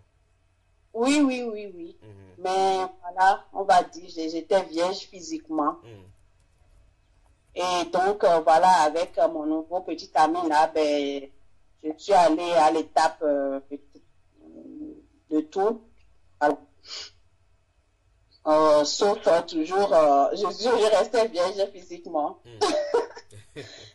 Voilà, on était dans cette secte où, voilà, justement, personne ne savait, ne pouvait s'imaginer notre perversité sexuelle. Donc, petit à petit, j'ai compris en fréquentant les autres et tout ça, aussi qu'au fait, c'était comme ça. Oui. Donc, je me disais, d'accord, donc c'est la norme, au fait. Donc, finalement, je ne trouvais plus rien de mal, au fait. Et puis, il y avait quelque chose qui sortait de temps en temps entre les jeunes. Oui, mais ils savent très bien dire ça, mais ils savent très bien que on peut pas rester vierge aussi longtemps, ou bien on peut pas s'empêcher des relations sexuelles, ils savent très bien, donc voilà. Mais aujourd'hui, oh Seigneur, c'est là qu'on sait que voilà, l'Esprit de Dieu n'est pas là. Parce qu'avec l'Esprit de Dieu, bien sûr que tu peux te passer de toute impudicité, de tout, et te garder pur. Oui. Mais là, on parle de Dieu, on parle de, comme je dis, il y a beaucoup de étudiants, on te dit tout ce qui est normal que de Dieu, mais pourquoi ils ne le faisaient pas? Pourquoi personne? Pourquoi les hommes étaient toujours méchants et mauvais? Les femmes étaient toujours médisantes, envieuses, des méchantes, enfin, on retrouvait tout ce qui n'est pas de Dieu dedans, en fait. Voilà. L'orgueil, l'envie, enfin, voilà, toutes les pêches. Oui. On prêche l'amour altruiste, on prêche l'amour de la nature, on prêche, il faut purifier le monde spirituel, nous purifier de nos souillures, nous purifier des impuretés sexuelles, c'est pas bon d'avoir des impuretés sexuelles, on prêche que l'avortement c'est pas bon, et si c'est pas bon, rien n'est bon, on prêche tout ce qui n'est pas bon, mais derrière, on fait tout ça. On fait tout ça. Donc, personne n'est convaincu de quoi que ce soit, donc c'est que du mensonge, c'est pas, voilà. Bon, à quel moment donc tu commences à entrer dans ce monde, dans le monde de la perversion sexuelle là, au plus profond, de plein pied, où toutes tes barrières tombent? Mais là, une fois que mon copain là, il m'a initié à tout ça, c'est fini. À part, comment dire, à mes 18 ans là, à partir de mes 18 ans, mes 18 ans, mes 19 ans là, c'est bon, j'ai plus aucune barrière à part ma virginité physique qui restait, je faisais tout, comme j'ai dit, on pratiquait tout, enfin, plein d'actes sexuels abominables, comme j'ai dit, flash pour se faire plaisir sexuel là, ou je ne sais pas comment on dit, ou les bestialités, c'est tout. Voilà. Donc, voilà, il m'a initié, j'ai découvert qu'on pouvait faire tout ça et sans pénétration, donc j'avais pas de risque de tomber enceinte. Et puis pour moi, de toute façon, maintenant, comment lui m'a touché, tout ce qu'il m'a fait, tout ce que je faisais au lit, c'est seulement avec lui. C'était mon mari déjà, moi, dans mon cœur, c'était scellé. Et mes parents, petit à petit, ma mère était mise au courant, j'avais 19 ans, il venait me voir à la maison, mais on a caché ça à mon papa. Et lui aussi, sa maman était au courant. Et j'étais devenue juste son petit ami légitime, voilà, et lui aussi. Et on a continué comme ça. Puis après, moi, je suis venue faire mes études en Europe. Puis aussi, lui aussi, il est venu après. On s'est rejoints ici, on a continué dans la secte, on persévérait ensemble, on faisait tout ensemble. Mais nos vies, à côté, se dégradaient, comme moi j'ai raconté ma vie dans le témoignage, comment tout se dégradait. C'est pareil pour toi, on ne s'en sortait pas, on devenait vraiment... les problèmes s'empiraient aussi dans sa famille, qui était une grande famille bourgeoise, qui tout. Des problèmes, voilà, c'est leur vie, ça. En tout cas, nous deux, on est restés ensemble, liés. Il n'y avait rien qui... Tout le monde aucun couple qu'on connaît de notre âge n'a jamais tenu. Moi, je suis venue ici 1 an avant lui. J'ai tenu, j'ai été séduit 1 à 2 fois de le tromper. J'ai vite arrêté tout de suite. Au premier, même pas, j'ai arrêté. Et je l'attendais, il est venu après, voilà, c'était l'homme de ma vie, je suis la femme de sa vie, on a continué comme ça. Donc on avait notre vie, on était en couple normal, quoi. Et on persévérait dans la secte là, et puis lui, il était dans le groupe de jeunes de la secte avec des responsabilités. Moi, j'ai refusé le groupe de jeunes depuis l'Afrique parce que dès que j'ai commencé, je voyais que malgré tout, ils étaient à un niveau inférieur à moi. J'ai essayé de participer à un camp pendant 1 semaine. Ils m'ont, on va dire, saoulé avec tout leur faux truc là. Enfin, je sais pas, j'ai pas adhéré, j'aime pas qu'on me donne des ordres. C'était comme je dis, un truc de formation militaire, vous levez à 6 heures, vous faites des ci, on doit manger bio. Moi, j'étais bien. Toutes nos familles, en venant là-bas, on mange bien, on était vraiment pour y gâter, mais là, on nous apprend à se préparer au cataclysme. Apparemment, ils font dans des camps internationaux, des fois, ils font dans des camps dans les brousses, on les réveille, peut-être à 6 heures du matin ou à 2 heures du matin, on dit ça y est, il y a le feu, il faut débarrasser le camp, enfin ils font leur truc là, comme les scouts là. Moi, J'ai fait ça une semaine là-bas, un seul camp, ça m'a fatigué. La première formation de la première étape, je l'ai abandonnée. Le responsable du groupe des jeunes, il m'a supplié, il a tout dit. J'ai dit non, moi je veux pas ça. Donc c'était pas imposé, obligatoire. Mais il fallait quand même être fort ou forte quand tu es un jeune pour ne pas le faire. Il y avait à peine 1 ou 2 jeunes qui venaient, qui n'étaient pas dans le groupe des jeunes. De tous ceux qui venaient de mon âge et tout ça, tout le monde était dans le groupe des jeunes. Donc, moi, j'ai pas continué. J'ai continué à faire la pratique normale comme les grands normalement. Je participais pas à leurs activités de jeunes. Voilà. Et à quel moment, et finalement, tu t'es finalement marié avec lui? Oui. Donc,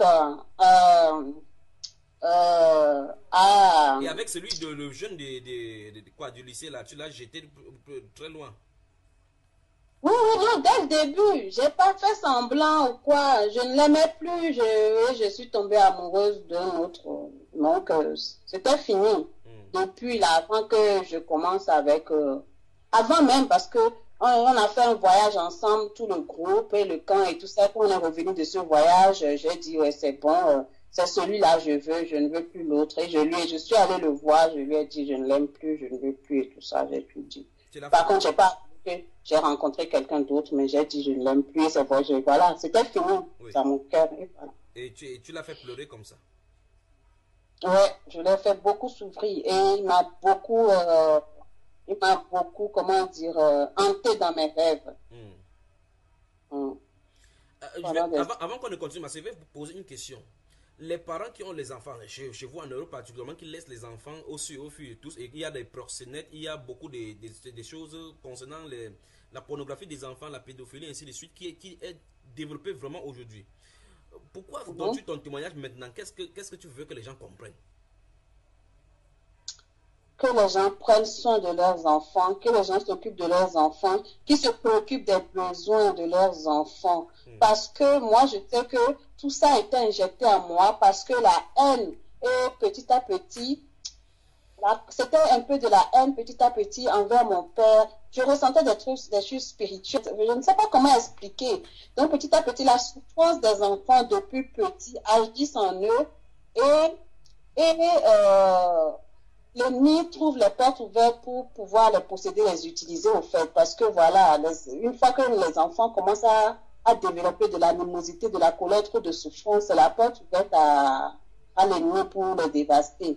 Et donc, c'est la destruction de la cellule familiale qui amène tout ça. Oui. Je suis persuadée de comment je suis et de comment j'étais dans mon cœur depuis petit. J'aurais eu une famille, un père vraiment, comme j'avais la perfection dans la tête, là, un père modèle qui aimait sa femme, qui se préoccupait de ses enfants. J'aurais pas développé tous ces trucs en moi et je suis sûre que c'est tout ça qui a mené parce que voilà, il n'y a rien de plus important que la famille, quoi. C'est laisser nos enfants pour poursuivre les choses de ce monde, les biens de ce monde, et puis laisser les enfants, comment dire, à d'autres personnes pour les éduquer pendant que nous-mêmes, on n'a même pas le temps, alors que les enfants n'ont besoin que de leurs parents, en fait. Oui. Mais comment faire avec ces parents au foyer brisé et puis toutes ces femmes-là qui, à tue-tête, cherchent de l'argent au détriment de l'enfant qu'elles ont eux-mêmes accouché? Comment faire? Oh là là, sans remettre à Dieu sans remettre à Dieu, venir à Jésus-Christ. Parce que à ça, je ne sais pas comment on peut être libéré de tout ça. Il n'y a que le nom de Jésus-Christ qui libère. Oui, mais il y a même les pasteurs qui passent les femmes des pasteurs qui passent le temps dehors, les sœurs en Christ, puisque nous parlons des chrétiens là, qui passent aussi le temps dehors, particulièrement en cherchant aussi les babysitters, d'autres qui sont des babysitters qui sont des lesbiennes, pour d'autres encore sont des satanistes. Oui, des satanistes qui initient les enfants par derrière. Qu'est-ce qu'on doit faire? Oui, puisque moi, dans ma secte, je transmettais la lumière aux enfants des riches que je gardais ici en Europe pendant qu'ils étaient, voilà. Et ils ne savaient pas? Non. Et quand ces enfants vont grandir, ils seront sous l'influence de cet esprit-là plus tard? J'en sais rien. Je demande pas, je m'en suis repentie, j'étais ignorante. Oui. Le Seigneur les libère. Oui. Et c'était des enfants, de toute façon, voilà, c'est tout le temps, c'est des enfants dévastés qui ont besoin de leurs parents. Que moi, et que moi, j'essaie de leur donner l'amour, de leur faire le bien, que heureusement encore, enfin, voilà, c'est vrai, heureusement, malheureusement, j'étais pas la mauvaise personne, enfin, de niveau où j'allais les maltraiter ou leur faire subir des sévices, puis grâce à savoir ce que les enfants peuvent subir dans les mains des gens. Et même moi-même, j'ai déjà, voilà, avec des ménagères, vécu des choses qui m'ont traumatisé. Donc, voilà. Donc, qu'est-ce que tu donnes comme conseil aux parents qui vivent? Parce que là, nous voyons effectivement qu'à plusieurs étapes, et il y a des parents qui prennent des dispositions pour garder les filles entre elles dans la maison. Il y a des pièces, il y a des chambres spécialement pour les filles, puis des garçons entre eux. On voit que les garçons entre eux se masturbent, les filles entre eux se font des attouchements. Donc, juste là, ce n'est pas épargné. Lorsqu'on mélange les enfants garçons et filles entre eux, là également, ce sont des attouchements et puis de l'inceste. Finalement, qu'est-ce qu'on doit faire? Oh là là. Vous habitez avec les voisins, c'est comme ton mari Ibola qui amène une autre femme à la maison. Vous amenez un enfant à vivre avec un oncle quelque part, c'est l'oncle qui la touche, qui fait les attouchements chaque fois, qui pour d'autres encore viole l'enfant. Finalement, qu'est-ce qu'on doit faire, ma chère soeur? Il faut se repentir vraiment et revenir. Franchement, laissez-moi, en tout cas, moi j'ai tout à ce que le Seigneur m'a fait, quand le Seigneur m'a ouvert les yeux, m'a montré vraiment. Je me suis repentie, j'ai tout abandonné. Ça fait 2 ans que je suis à la maison, je m'occupe de mon enfant, je me contente de ce que j'ai. J'ai abandonné la recherche et la poursuite des richesses de ce monde. Mes copines, toutes mes copines qui sont devenues toutes des grandes ingénieurs, des grandes ci, des grandes ça, je les vois comment elles sont dans des détresses pas possibles. J'ai pitié d'elles parce qu'elles ont tout, les grosses voitures, les grosses maisons, font tout, mais elles sont tout le temps en train de se plaindre parce qu'on ne s'en sort jamais, parce qu'une fois que le plan de Dieu a été changé, on ne peut jamais trouver le bonheur dans tout ça. Le bonheur pour une femme, moi je l'ai découvert aujourd'hui, franchement, c'est de rester à la maison, s'occuper de sa famille, de son enfant, de ses enfants, de son foyer, de son mari. Oui. Et même mon propre mari n'arrive pas à comprendre ça, mais il ne peut pas comprendre de toute façon parce qu'il n'est pas un Christ comme moi. Mais il n'y a rien qui va me détourner moi du plan de Dieu maintenant. De toute façon, quand tu es délivré, quand tu sais de quoi le Seigneur t'a délivré, que j'ai pu avoir la grâce d'avoir la vie, de vivre jusqu'à ce que le Seigneur me montre la voie sur laquelle j'étais. Si on ouvrait vraiment les yeux à tout le monde pour voir, vraiment, je crois que tout le monde a il laisserait toute la poursuite du vent de ce monde. Oui. Mais bon, ça, c'est le Seigneur qui le fait, qui le décide. Donc, il y a d'autres sœurs qui vivent maintenant avec des enfants, certainement, peut-être à l'issue d'un mariage cassé par suite des divorces. Il y a d'autres qui ont eu des enfants à l'issue de la vie de fornication et qui se trouvent en Europe et dans d'autres pays, qui sont obligés de sortir pour aller chercher de l'argent pour pouvoir nourrir ces enfants-là. Laissant les enfants, leurs propres enfants à la maison pour s'occuper des enfants des autres, dont leurs enfants, leur propre progéniture au détriment des autres. Qu'est-ce qu'elles doivent faire, ma chère sœur? Elles doivent se mettre au pied du Seigneur. Moi, je ne sais pas, parce qu'il y a beaucoup de choses, je me suis mis au pied du Seigneur, parce que quand tu ne vois pas la solution, je ne sais pas, je n'ai pas de conseil direct à laisser comme ça, que le Seigneur, si elles aiment vraiment le Seigneur, si elles aiment vraiment Dieu, vraiment, qu'elles se mettent au pied du Seigneur, que le Seigneur les délivre de tout ce qui est un peu fait, tout ce qu'elles font dans leur vie qui ne glorifie pas Dieu, qui n'est pas de la volonté de Dieu, avant qu'il ne soit trop tard. Je suis convaincue que le Seigneur, il a toujours la solution. Quand on veut lui plaire plus que tout, et on s'en remet à lui. Il dispose tout. Parce que voilà, c'est seuls, moi, je sais, j'en connais qui sont toutes seules et qui doivent bien travailler pour s'occuper de ses enfants.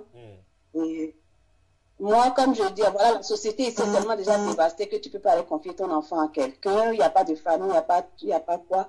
Mais moi, là où je suis, de toute façon, j'attends que de rejoindre mon mari, si je dois le rejoindre pour vraiment être dans la volonté du Seigneur, si c'est lui qui doit revenir. Je mets tout parce que c'est tellement compliqué après maintenant ma vie, mon mariage et tout ça. Oui. Mais le Seigneur m'a fait la grâce aussi que ce mari, il m'a suivi, il est sorti de cette secte, il m'a suivi sans rien.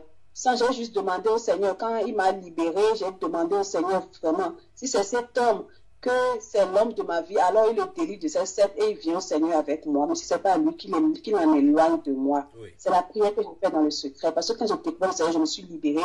J'ai voulu vraiment être violente, le rejeter d'un coup. Mais le Seigneur m'a repris. Que non, c'est pas de cette manière qu'il faut faire. Effectivement, je me suis mis au pied du Seigneur. Mais par contre, quand j'ai découvert le Seigneur, on était toujours dans la fornication. Enfin, selon le monde, parce que voilà, avec tout maintenant, je sais que lui et moi, on était liés là. Oui. Mais j'ai tout arrêté hein, pendant 1 an. Je lui ai dit maintenant, c'est la vie que je veux maintenant, on n'est pas mariés. Je veux arrêter toutes nos relations physiques, tout, pendant 1 an. Enfin, jusqu'à ce que on puisse, notre situation administrative puisse se régler pour qu'on se marie. Oui. Et il a accepté pour mon frère. Oui. Et il est sorti de cette secte. Et il a commencé à aller à l'assemblée avec moi où j'allais en fait. Oui. Donc, le Seigneur a disposé toutes choses de telle façon que tout ce que je voulais, il le fait. Le Seigneur est puissant. Quand il est avec toi, tout ce que c'est que cet homme-là a tout fait pour moi. Il a réuni aussi sa famille à un moment.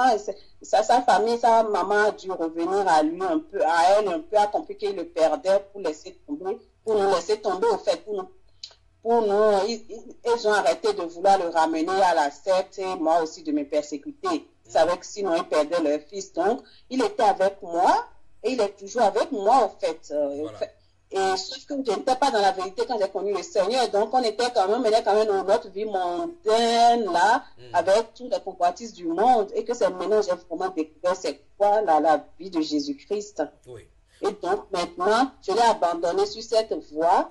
Mais c'est mon mari, c'est le père de mon enfant. Je suis au pied du Seigneur pour le reste, pour tout le reste. Voilà. Et, voilà. Ma soeur, dans ton témoignage, nous commençons à l'âge de 3 ans où tu connais déjà sans savoir comment cela est venu, les intimités sexuelles, les débats sexuels. Maintenant, avec le recul, ou bien avec le recul. Nous, parce que non, c'est pas quelqu'un ou bien c'est pas le Seigneur, lui il est déjà parfait. J'ai pleuré au pied du Seigneur comme ça, comme quand il y a 8 ans ou 9 ans, j'ai pleuré à son pied pour qu'il se révèle à moi. Pareil, j'ai pleuré, j'étais au pied du Seigneur, je disais Seigneur, qu'est-ce que j'ai raté? Surtout que je suis dans le domaine de la petite enfance, j'ai travaillé dans un centre des enfants placés par la justice, des enfants dévastés, je m'occupais de ces enfants. Que je laissais ma propre enfant dormir la nuit et je faisais j'ai mis ça ici avec son papa ou avec une amie que j'avais ici qui la gardait et je faisais on tourne comme à l'hôpital dans les centres là des enfants en fait. Je faisais des gardes de nuit et tout ça, je travaillais des horaires pas possibles. Et je commençais à pleurer. Je disais, mais qu'est-ce que moi qui arrive à s'occuper des enfants des autres et tous les enfants que j'ai gardés, tous les enfants sont toujours attachés à moi, les parents même, parce que je m'occupe toujours des enfants des autres. Oui. C'est où est-ce que j'ai raté le mien, tout ce que je vois les enfants des autres faire. Je dis, moi je t'appartiens, moi je suis un enfant de Dieu, moi j'ai Jésus-Christ, c'est pas possible que mon enfant et les choses que je voyais à l'assemblée aussi, comment les enfants des autres tournaient à l'assemblée, ça ne me plaisait pas parce que j'avais cette conviction en moi que c'est pas possible quand on est enfant de Dieu, ça doit être différent en fait. Absolument. J'avais cette conviction en moi, mon frère. Et donc, c'est ça, je pleurais, je disais, où est-ce que j'ai foiré, mon Dieu, de me monter, qu'est-ce que j'ai fait? Mon mari m'était là, me consolait de loin, disait, mais ne t'inquiète pas, tu es une mère parfaite, tu t'inquiètes pas, voilà, il me consolait, mais ça ne me convainquait pas, je disais non, et je pleurais jusqu'à ce que le Seigneur a commencé à me révéler petit à petit. Un jour, le Seigneur m'a mis à cœur d'aller sur Internet, de taper effets de Disney, les effets, ou bien, je ne sais plus ce que la phrase exactement, mais j'ai tapé les conséquences ou les effets de Disney sur les enfants. Oui. Le Seigneur m'a mis ça à cœur. Et je suis allée taper sur Internet. Et là, j'ai commencé à avoir plein de... Comment ces entreprises-là font les perversions occultes dans les dessins animés sur les enfants? Ouais, et sur des sites païens. C'est-à-dire que c'est tous les premiers trucs que je voyais, c'était des sites païens. Et ça m'intéressait, je disais, waouh, c'est ça. Jusqu'à, je trouvais même eux-mêmes des grands acteurs de Hollywood et tout ça, faire des films et faire des films sur l'effet de tout ce qu'ils font à Hollywood, là, sur les enfants, comment eux faire des reportages pour montrer comment eux ils préservaient leurs enfants de tout ça, et comment eux-mêmes, leurs enfants ne regardaient même pas ce qu'ils faisaient. Je fais, mais c'est quoi ça? Et petit à petit, c'est comme ça que je suis tombée sur Jésus-Christ TV.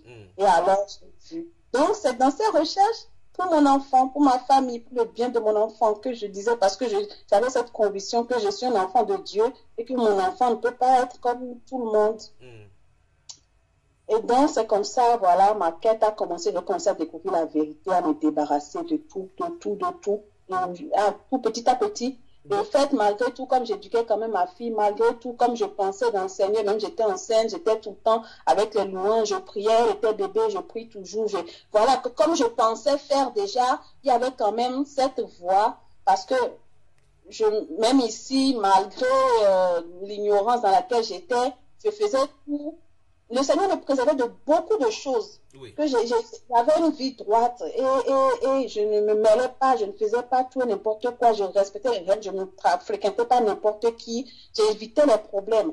Donc, j'ai déjà éduqué mon enfant petit à petit. Donc, ça n'a pas été compliqué. Je lui ai expliqué les choses, là, c'est pas bien, et tout ça, et tout, c'est pas de Dieu.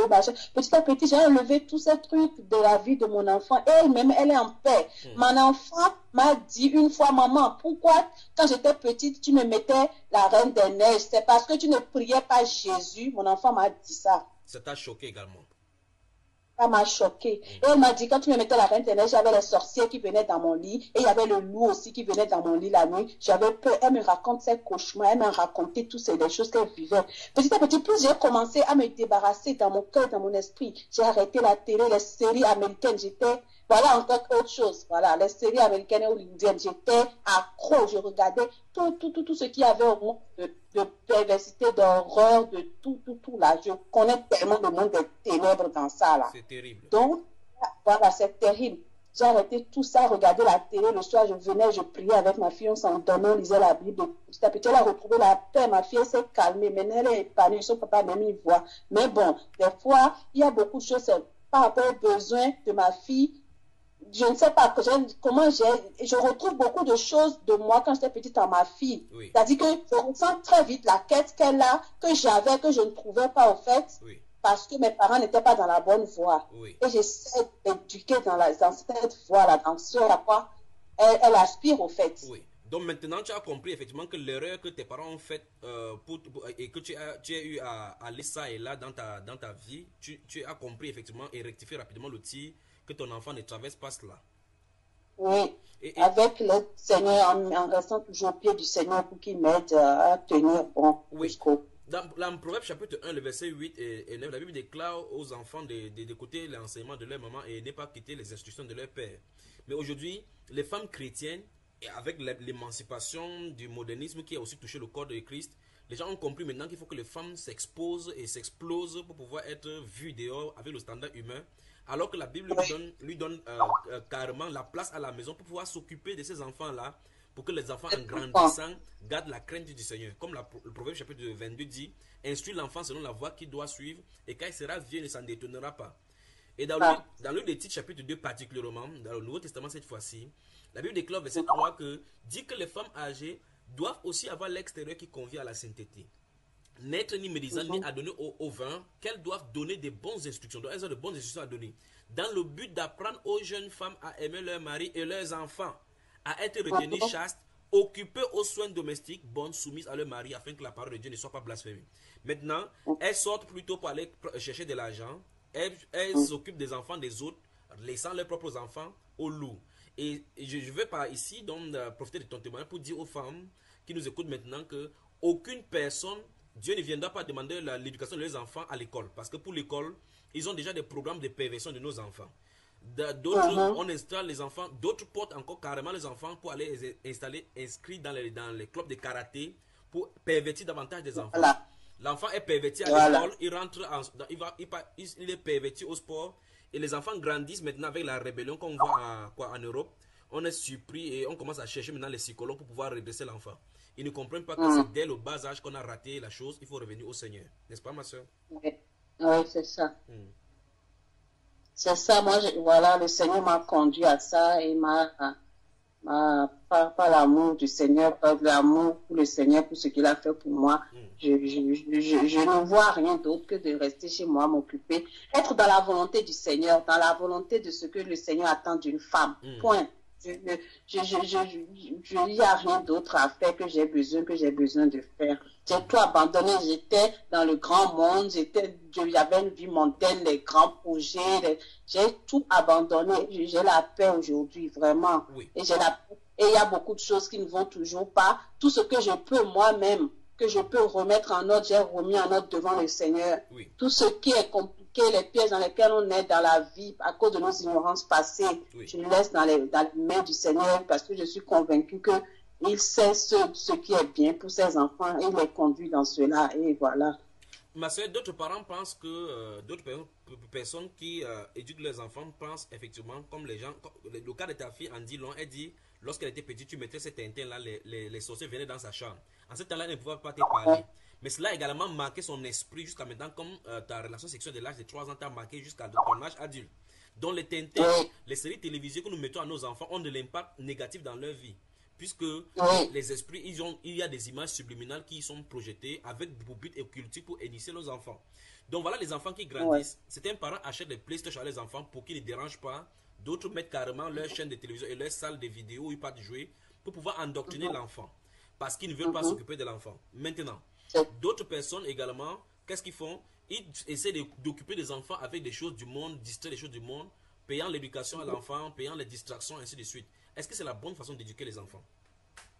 Non, absolument pas. Moi, non, absolument pas. Le Seigneur conduit. Quand vraiment, absolument pas. C'est la destruction à bas âge, petit à petit. La preuve, c'est simple, hein. Déjà, il faut voir, déjà, nous, nos générations d'il y a 30 ans, il y a 40 ans, regarde comment déjà, ce qu'on est devenu, malgré l'éducation que nos parents nous donnaient à cette époque, la plupart, voilà, des femmes de mes générations, quand je les vois s'habiller, je suis dépassée parce que moi, heureusement, comme je dis, j'étais trop parfaite, je me trouvais trop grande dame. J'avais toujours cet aspect extérieur-là, très sobre, très décent, jusqu'à mes 18 ans où j'ai rencontré le monde, où j'ai essayé j'ai rencontré le monde, voilà, le nouveau monde mondain où j'ai essayé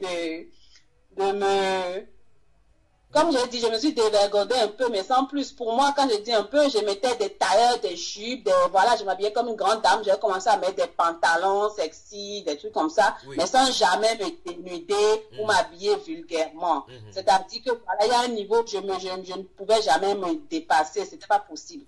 Et là, maintenant, le Seigneur m'a ramené, je suis revenue vraiment à revenir à la simplicité. Ça a été tout simple. Parce que moi, je m'habillais comme la reine d'Angleterre à 15 ans, au fait. Donc, j'ai toujours été conduit par ça. Et mon mari se moquait de moi par rapport à ça. Donc, et quand je suis en Afrique, même quand je rentre, je ne peux pas supporter un seul truc synthétique sur moi. Je suis toujours en pagne dans mes tenues traditionnelles de pagne. Je suis à l'aise comme ça. Je n'ai jamais été extravagante, excentrique. Donc, c'est vrai que peut-être ça a été tout simple pour moi. Je suis revenue à la norme. Tout ce que j'ai fait, c'est pour convenir au monde, au fait. Donc, ça a été tout simple de me dire, oh non, c'est pas ça de Dieu et je suis un enfant de Dieu.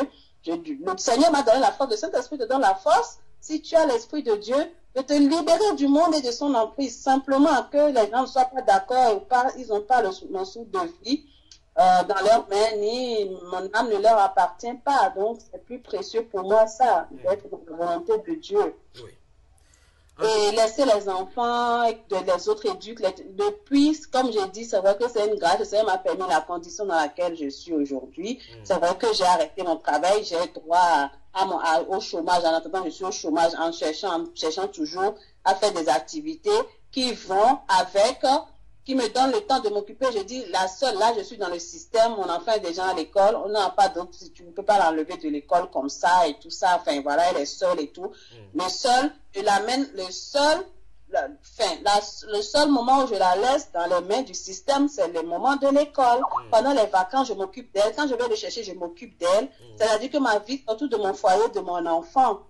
Et voilà, je fais des activités avec elle. À l'école, par exemple, tout ce qu'on leur apprend, moi-même, je choisis déjà les livres de la maternelle et des trucs qui sont bien adaptés aux apprentissages et tout. Je fais avec elle, je fais des activités avec elle, des dessins, de la peinture, on cuisine ensemble, on fait le ménage ensemble. Je fais avec elle comme ma mère m'a éduquée, au fait. Il y a des années, des dizaines d'années, pareil. Et même malgré que je vis en Europe, Et je dis, le Seigneur m'a fait la grâce d'avoir un mari qui travaille, qui est, voilà, qui fait tout pour l'instant. Et il est dans le monde, c'est vrai, mais il fait tout, voilà, notre bien, notre futur, voilà, et tout. Ben, je vais rester en dessous de lui. J'ai pas besoin, moi, d'aller encore travailler ou de quoi que ce soit. J'ai la grâce d'avoir un mari. Si, alors, qu'est-ce que je dirais si, pour les femmes qui n'ont pas de mari, qui n'ont pas le choix, si moi je peux me permettre de continuer à courir dehors, à laisser mon enfant seul alors que j'ai un mari. Ouais, il y a des sœurs en Christ qui te répondront qu'il faut se préparer parce que demain le mari peut te lâcher. Voilà, ben le mari me lâchera, mais Dieu me lâchera pas. Voilà, que Dieu te Le mari, bénisse. c'est pas mon Dieu.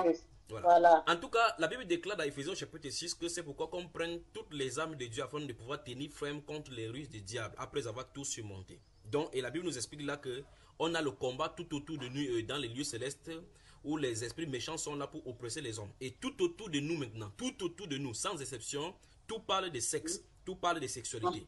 Et depuis l'école jusqu'aux publicités, tous les coins de rue parlent de sexe. Donc on est envahi à longueur de journée, dans la radio, dans les télévisions, dans les médias, dans tout genre de publicité, dans les métros, et ainsi de suite. Tout parle de sexe.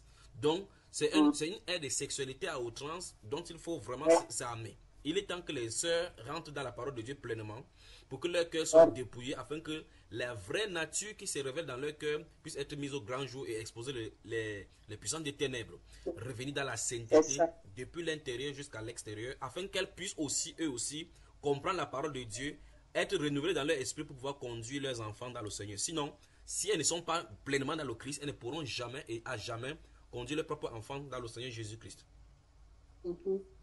Ma soeur, que le Seigneur te bénisse pour ton courage et pour tout ce que tu veux que les gens sachent dans cette terre-ci. Amen. Gloire à Dieu. Amen. Gloire à Dieu. Tu n'as pas peur de dénoncer le puissant des ténèbres comme ça? Oh non, mais mon frère, quand tu vois ce que le Seigneur t'a fait, la grâce que tu as fait, comme je dis à mon mari, je lui ai dit plusieurs fois, comme je dis, il y a un film qu'on était accro ici, qu'on a regardé longtemps, qui s'appelle Matrice, une série qui s'appelle Matrice. Oui. Cette série, c'est trois grands films cinéma, et donc elle est sortie en trois épisodes. Voilà. Et c'est le monde dans lequel on vit, mais en cinéma. Et comme j'ai tellement regardé le cinéma et les films, et je sais que, c'est-à-dire que le vrai monde dans lequel on vit, il nous le montre clairement, mais les gens sont tellement aveuglés qu'ils ne voient pas. Mais Matrice, c'est que toute la terre entière est enfermée on va dire, dans un faux monde, au fait. Et c'est les machines qui dirigent ce monde-là. Et à un moment, tu te déconnectes de ce monde. Quand on arrive à t'ouvrir les yeux, à te déconnecter de ce monde, les gens qui sont arrivés, c'est des parodies des choses de la fin des temps, des prophéties de la fin des temps, des publics, c'est des parodies. Mais les gens, donc on va dire, comme il y a justement, ça s'appelle Zion. Et là où les gens vont se réfugier, ceux qu'on déconnecte, ils vont se réfugier. Maintenant, ils sont en dehors de la matrice. Oui. Et ils vont se réfugier pour rentrer dans la matrice. On te reconnaît avec des machines dans ton cou. Il y a quelque chose là, on reconnaît la machine et tu rentres dans la machine. Et c'est un monde virtuel. Oui. Et les gens vivent. Quand on voit la vraie vie normalement dans ce film, on croit que c'est la vraie vie. Là, c'est voilà notre vie là, au fait. C'est matrice. Et quand tu te déconnectes, c'est là tu vois que non. Donc, je suis en dehors de la matrice. Au fait, et dans le film, ils sont à Zion. Sauf que comme c'est un film, et c'est toujours diabolique, et bien Zion, il se passe tout, des choses aussi d'impudicité, de tout ça dedans. Mais au moins, et celui qui vient sauver les gens de Zion, il s'appelle Néo, il s'appelle l'élu.